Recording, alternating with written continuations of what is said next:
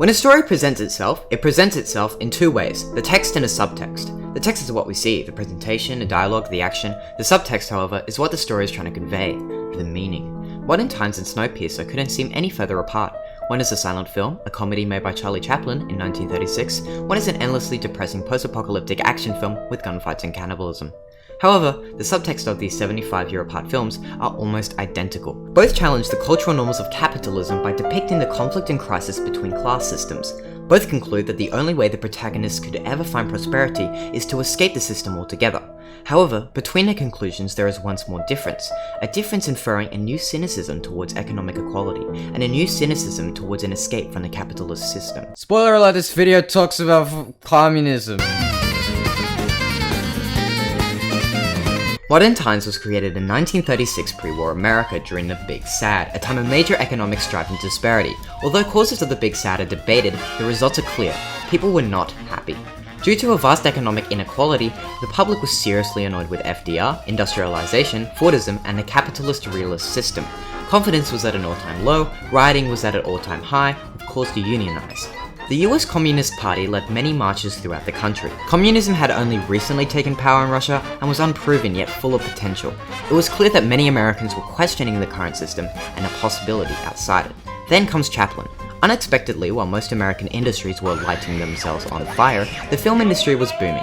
Due to a need for escapism, film had a new influence over the public, and Charlie Chaplin was about to use it. Charlie Chaplin had many things to say about the ongoing capitalist crisis. Chaplin had grown up in England under extreme poverty, being sent to workhouses and institutions for destitute children. In 1952, Chaplin was even questioned for his left-leaning views, partly expressed in his movie Modern Times, which uses the weapon of film to reflect and question the conflict and crisis brought by capitalism. Modern Times is a story of class mobility, or rather failed class mobility. The film follows Chaplin's character the Tramp and Paulette Goddard's character the Gamin, as both try to secure stable jobs and eventually secure their dream of a middle-class, comfortable life. The film is a scathing critique of capitalism, hidden under the veil of comedy, highlighting various injustices among the system. Chaplin uses visual metaphor and imagery to symbolize the issues of industrialization and wealth inequality. The machines and chimneys of the factories are framed towering over workers. Workers are directly associated with herds of sheep. Machines literally eat people. Perhaps the most interesting is how the film frames the capitalist system's authority. The head of the company is seen as an Orwellian god, given omniscience and the power of speech. Framed in camera as large and above, the authority of the system is seen as untouchable and all-powerful. This god, however, is inhumane, subjecting its workers to dehumanizing experiments and conditions. The police, the system's enforcers, are also unjust, participating in violence and dehumanizing the two main characters. This is what described by scholar Subrata Bobby Banerjee as necro-capitalism, when wealth is maintained by dispossessing poorer individuals of their own rights. All this contributes to a system that uses violence and suppression to maintain inequality and immobility. The whole film is about them miserably failing to get a job, which is funny when you're watching it, but more depressing when you realize that that was the reality for many people in the 1930s. The Tramp and the Gamin eventually decide the futility of it all, and leave the industrial urban environment of the capitalist system to a bright, nature-filled sunset. What is the subtext of the film? Well, simply put, it is the struggle for the oppressed to move up within a brutal, unjust necro-capitalist system. The film ultimately comes to the conclusion that the only way to achieve success is to leave the system altogether. However, it does so with a sense of optimism. The Tramp and the Gamin quietly leave, but they leave with smiles on their faces. The sunset represents the hope that the unfamiliar may bring potential. Maybe we could do the same, the movie is saying. Wow, isn't it quite inspiring stuff? After a month, we ate the week.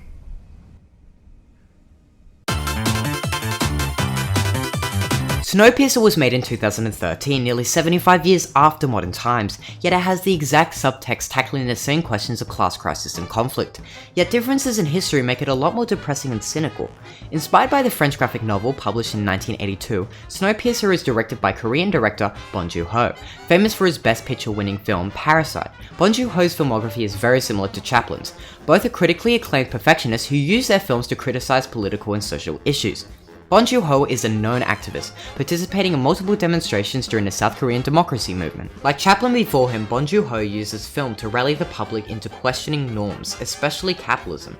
Set in a reality where humanity accidentally freezes itself in a misattempt to stop global warming, the only survivors are the passengers of an ever-moving train. In the most literal caste system imaginable, rich people live in luxury at the front, while poor folks live in squalor at the back. You thought Modern Times was blatant? Snowpiercer literally has class struggle. Just like Modern Times, it is a story of class conflict and the quest for upward mobility. Eventually, the revolutionaries get to the front of the train, and in the ending scene, the conductor of the train, Wilford, explains that all the violence they had just gone through was intentional, maintaining the balance of the class system. Just like Modern Times, the characters say screw this, derail the train, and leave for a system outside of it.